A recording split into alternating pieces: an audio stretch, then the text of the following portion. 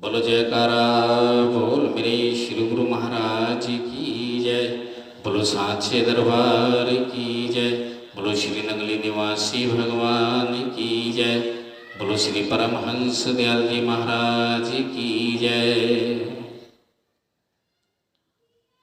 ध्यान मूलम गुरुर्मूर्ति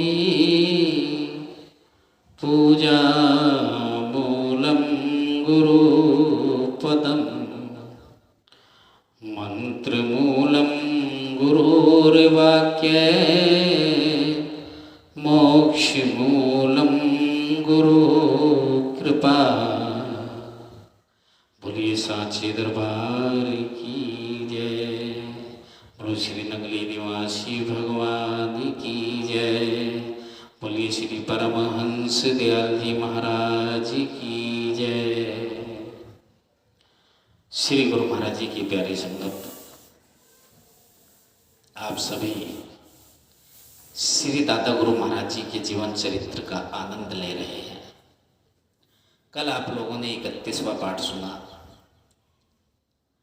किस प्रकार से मेहनत की कमाई बार बार लौटकर अपने ही पास आ जाती है और नंबर 2 की कमाई बुरी नीयत से करके कमाने वाली छल कपट के द्वारा इकट्ठी की हुई दौलत कभी रुकती नहीं है, हमें परेशानियों में डाल देती है। कल के प्रसंग से हमने यही सीखा। आज का प्रसंग, आज 32वां भाग, दादा गुरु महाराज जी के जीवन चरित्र की लीलाएं चल रही हैं, उनके सत्संग चल रहे हैं। ये जो आप मेरे द्वारा सुन रहे हैं, ये उन्हीं के सत्संग हैं जो वो अपने मुख से सत्संग सुनाया करते थे और उस समय भगत जी ये सबको लिख लिया करते थे। आज का 32वां भाग शुरू कर रहे हैं। एक रोज इरशाद हुआ कि नेक कमाई बहुत फलती फूलती है। रवायत है कि मारवाड़ के किसी गांव में एक पठान और एक ब्राह्मण आपस में बहुत बड़े दोस्त थे। मारवाड़ में तंगी अखराजात से परेशान होकर दोनों तलाशे रोजगार से दिल्ली चले आए। पठान ने शाही बावर्ची खाने में नौकरी कर ली। नए भांति भांति के ललीज खाने मिलते थे और ऊपरी आमदनी भी काफ़ी थी। थोड़े अरसे में ही खूब मोटा, ताज़ा और मालदार हो गया। ब्राह्मण किसी वजीर के यहाँ रोटी पकाने का मुलाजिम हो गया।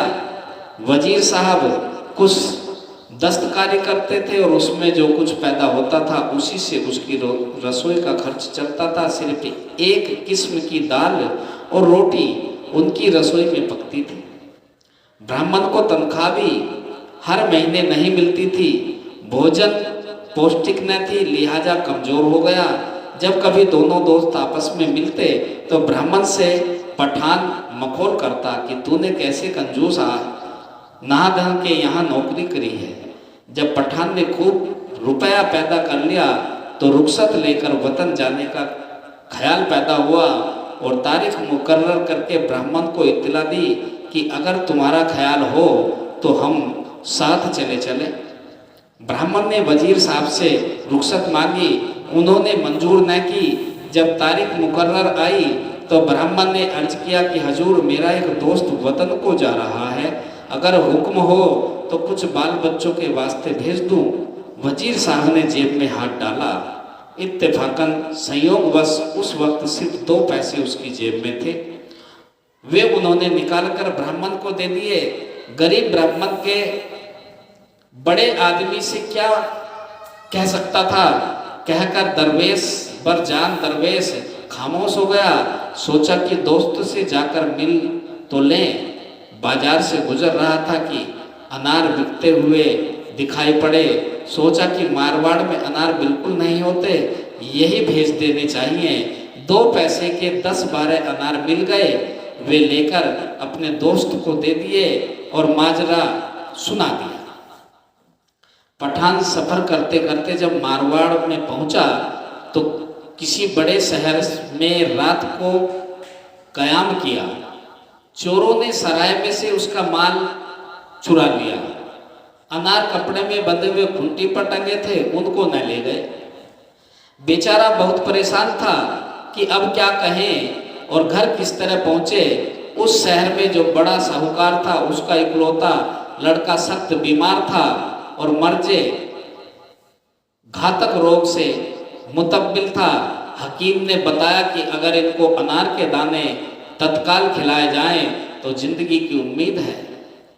ढिंडोरा पिटवा दिया गया कि जो अनार लाकर देवे उसको बहुत कुछ रुपया दिया जाएगा। पठान ने इस मौके को गनीमत समझा और वे अनार ले जाकर साहूकार को दिए। लड़के को खिलाए गए, स्वस्थता हुई। उसने ढेरों दौलत उन अनारों की बदले पठान को दिया। उस रुपए से खर्चा करता हुआ वह वतन पहुंचा। बाकी जिस कदर रकम बची थी वह सब ब्राह्मण के वासियों को दे दी, ब्राह्मण के वारिसों को दे दी। और यह कुल हाल लिखकर कर दिल्ली ब्राह्मण के पास भेज दिया कि अब तुमको नौकरी की जरूरत नहीं है, काफी रुपया हो गया है, घर वापस चले आओ। उस ब्राह्मण ने वजीर साहब से कुल हाल अर्ज किया और दरख्वास्त किया, 2 पैसे कैसे आपने दिए थे कि जिसकी दौलत इतनी दौलत मुझको मिल गई। उन्होंने जवाब दिया कि मैं शाही खजाने के रुपए को अपने निजी खर्च में नहीं लाता, अपनी दस्तकारी और मेहनत साका की कमाई से जो रुपया मिलता है उसी से काम चलाता हूँ। तुमने बहुत ईमानदारी से काम किया था, इसलिए मैं नहीं चाहता था कि शाही खजाने के रुपए से तुमको तनख्वाह दी जाए, लिहाजा मैंने अपनी मेहनत की कमाई से ही 2 पैसे दिए थे। लेकिन मैं इस बात को जानता था कि वे 2 पैसे तुम्हारी उम्र भर के लिए काफ़ी होंगे। अब अगर तुम घर जाना चाहो तो जा सकते हो। ब्राह्मण उससे रुखसत होकर जब घर आया तो पठान ने उस रुपए की जो उससे सप्रा व्यय में आया था क्षमा चाही। ब्राह्मण ने कहा, जो कुछ रुपया तुम वसूल करके लाए हो आधे के तुम अधिकारी हो, क्योंकि अगर तुम किसी तरह बेईमानी करते तो उसका हाल मुझको कैसे मालूम हो सकता था।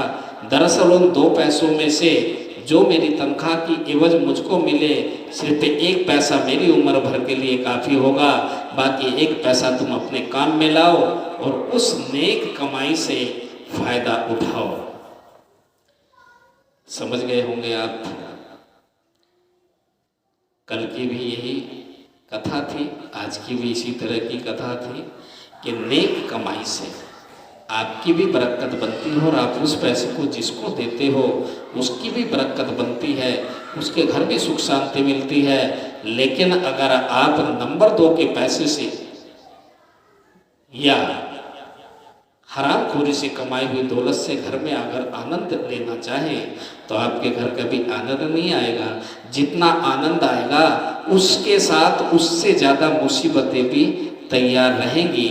तो आज का ये अध्याय 32वां अध्याय यही समाप्त होता है। इन्हीं शब्दों के साथ बोलिए सांचे दरबार की जय, बोलो श्री नकली निवासी भगवान की जय, बोलो श्री परमहंस दयाल जी महाराज की जय।